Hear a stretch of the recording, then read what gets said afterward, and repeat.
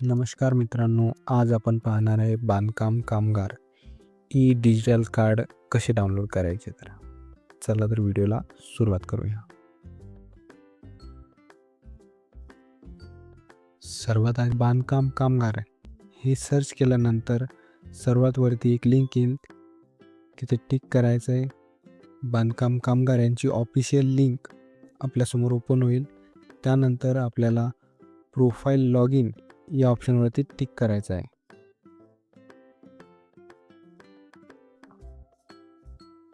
Click केल्यानंतर थोडासा load घेईल आणि आधार नंबर हे ऑप्शन येईल. इथे तुमचं आधार कार्ड नंबर व्यवस्थित असं टाकून घ्यायचं आहे.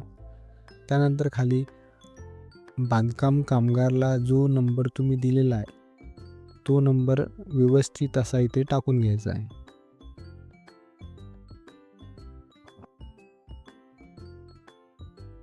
त्यानंतर प्रोसीड टू फॉर्म या बटनवरती क्लिक करायचं आहे.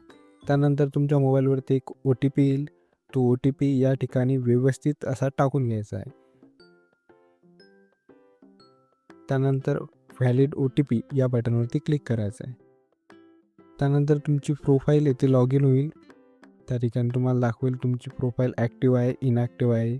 आणि ॲक्टिव्ह आहे तर ही कधीपर्यंत, कोणत्या तारखेपर्यंत ॲक्टिव्ह राहणार आहे. त्यानंतर वरती स्क्रोल करायचं आहे.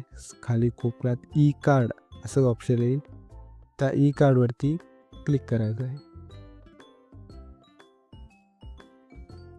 क्लिक केल्यानंतर इथे 2 ऑप्शन येतील.